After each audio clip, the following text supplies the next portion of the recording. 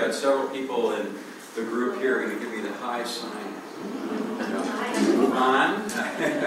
But I'm delighted that we have you here today to share with you some exciting information about our interest in serving youth and how we're going about it. For 125 years, I think youth and families have been a hallmark of the YMCA's in Evanston, both the Emerson Street Branch Y and the Ys that have been in various locations now on the corner of Maple and Grove, the McGaw YMCA. So we were challenged not long ago in a variety of ways to think about space for youth. And some people would say, well, that should be outer space, particularly when you're thinking of middle school youth. Any space anywhere but next to me would be great. But YMCAs are part of that space that can really be important in the development of youth, middle school youth especially. And for those of you who need to know, who may not be familiar, middle school in Evanston is 6th, 7th, and 8th grade. There were days when junior high was 7th and 8th grade. Some of us remember those days. But middle school is 6th, 7th, and 8th grade in Evanston. Served by 5 different public buildings, 3 middle schools, 6, 7, 8, and 2 magnet schools, which are K through 8. So there would be a 6th, 7th, and 8th grade at King Lab and at Bessie Rose, the 2 magnet schools. So we're going to share with you part 1, and that should immediately conjure in your mind, ooh, I can't wait for part 2, which will be maybe 6 months down the road. We'd like to reconvene and say, okay, that was then, what's going on now? But this is Project Emerson, and I'll tell you a little bit about the name in just a second, but we're going to start out with some highlights from an interview. I'm Emmanuel. I go to CHU, and I'm 12 years old going into 7th grade. I picked this football picture because it's one of my favorite sports, and I like doing it, and I think I'm pretty good at it. So I'm gonna try and go far in that. What do you like about the sport of football?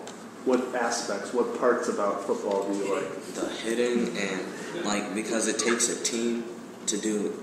You can't score a touchdown without the line, and you can't win a game without the defense. So that's what I love about it, the teamwork. Okay. I picked this baseball picture because, I went to New York this year for baseball, and I did pretty well. And at first I didn't think I was too good at it, but then in New York I felt like I was playing pretty well, so I decided to keep doing it. I picked this swimming picture because I like to swim, and my mom always tells me it's a good life lesson to learn how to swim. And when I was little, she took me to my first swim lesson, so that's why I picked this picture.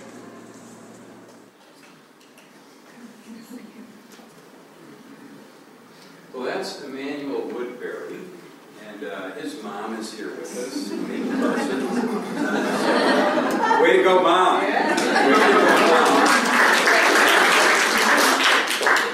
And by the way, New York was Cooperstown. He's not quite yet in the Hall of Fame. He'll be there. He'll be there. What was that? That was a video of an interview, one of about a dozen or more that we did with middle school youth. If you notice, the camera was this is not a professional video. This is an attempt to record and capture what's really being expressed by middle school youth. And what Emmanuel was holding up were cards that had pictures on them. And we had scores of cards laid out with all kinds of pictures on them representing what we characterize as aspects of health and well-being, things that make you feel good, or things that you aspire to or wish that you had in your life that would help you feel good. We call them health and well-being cards. And there were all kinds of cards, not just sports cards, but Emmanuel clearly has a huge interest or a spark in sports. There were dance cards, and there were cooking cards, and there were cards representing faith. There were all kinds of different cards with these images. So not words, but images that then we sought to get the kids to talk about in their terms, as Emmanuel did. So where does this all fit in? First, I'd like you to consider 3 questions as we spend the next, say, 15 minutes on a short PowerPoint. What excites you about this process or the Emerson project? What do you need to know more about? And then what can your role be in this process? Quick background and introduction of the project. I'll describe in some detail the process. We started out with a focus on the outcome. And specifically what we were talking about is making some changes in our youth lobby. Many of you are familiar with it. It's a large room. It's evolved and morphed many, many, many times. It changes during the school year, constantly being tweaked to try to meet the needs of middle school youth and our program activities. So in terms of a spectrum, at one end of the spectrum there was, let's paint it and put a plaque up. At the other end of the spectrum, let's take a step back and say, what does that space need to be in order to meet the needs of kids? So that's a little more laborious. It's more time-consuming. I think some people are maybe at times a little frustrated. Come on, let's go. Let's put up more basketball hoops. Let's put in a music studio. Let's put a reading room in there. But we're taking a step back and saying, let's make sure we understand what's important to you before we try to meet those needs. Next steps and what we see as an outcome. So Project Emerson began as an effort to recognize, honor, and celebrate the Emerson Street Branch Y, putting together a group of leaders, youth and adults, to figure out how we could transform that space to really support youth, to really meet their needs. So that's kind of the background. How do we do that? Advisory group, a lot of adults in that advisory group, some folks who were very involved in helping us organize the Emerson Street Branch YMCA celebration on May 22nd. Recognizing, honoring, celebrating, remembering the Emerson Street Y. We decided that we would take this step back. We really needed to focus on an area, and we picked middle school, 6th, 7th, and 8th grade. And we sought the assistance of the YMCA of the USA. One of the great advantages to being in Evanston is a 20-minute train ride, and you're at the national office, which has enormous resources which were made available to us and really helped kind of ignite this effort to focus on process and understanding as a pilot to what these YMCA national staff people would do for other Ys. So not only are we doing something to meet our needs, but the Y of the USA staff is figuring out how can we help other Ys do this and gain the same benefit from using this methodology to develop program and program space. So first you have to come up with an objective. Being focused on youth development, we want a pilot program to discover individual and collective strengths, and I'll use a different term to characterize that. A key aspect of our values is respect. Respecting youth is a key part of youth respecting adults. And that's a very, very clear two-way street.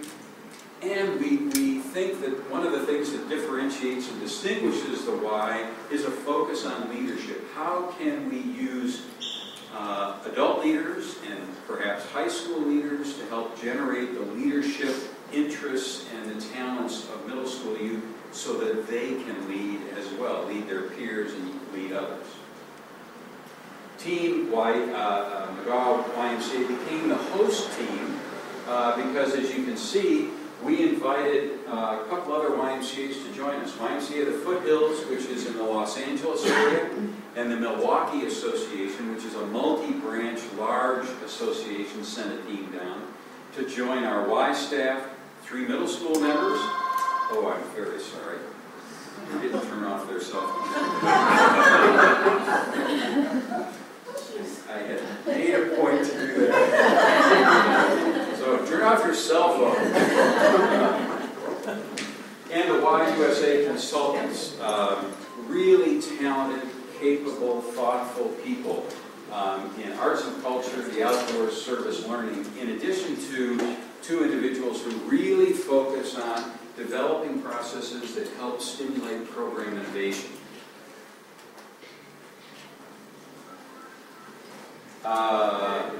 Research. As you came in, and perhaps if you didn't pick it up on the way in, on the way out, there's very interesting research, kind of the Cliff's Notes, a summary of a report called the Teen Voice 2009 is here.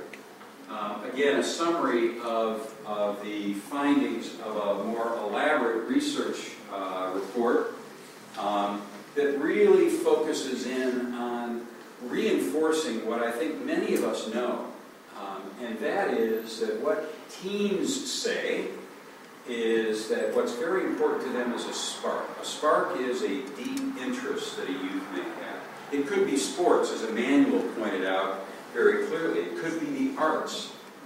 It could be reading. It could be any one of a number of activities that really ignite their passion, ignite their enthusiasm. It lights them up. When they talk about it, you can see a spark in their eye. This research says that sparks are critical to discover and to nurture in youth.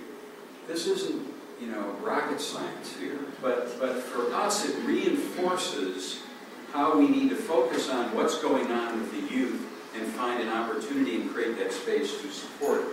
Voice is the second finding in the research, that teens really desire to be heard, to be listened to have their views and their opinions and their thoughts sought, to active listen.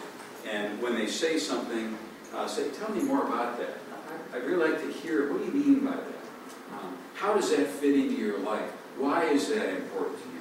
Really kind of express our interest by expressing interest in their interests or in their sparks. So voice is critically important. And relationships. Many of you know that we talk a lot about role models here at the McGaw YMCA. How that's important as adults, it's important in the older youth that younger youth see. It's important in their peers to see and build close relationships with individuals who will support them, who will guide them, who will encourage and nurture their interests. The findings, and I encourage you to pick up the summary here on the way out. If a youth is able to express their spark, if they feel they have a voice, and if they have strong relationships, these 3 factors correlate very, very highly and dramatically with positive behaviors and a positive life experience. Everything from academics to social, feeling like you fit in, to feeling good about yourself. When these 3 areas are supported in youth, there's empirical evidence that's supported by the Search Institute, which is a Minneapolis-based organization that does extensive research into youth using thousands of subjects, and sponsored by, I think Best Buy was the organization that funded it.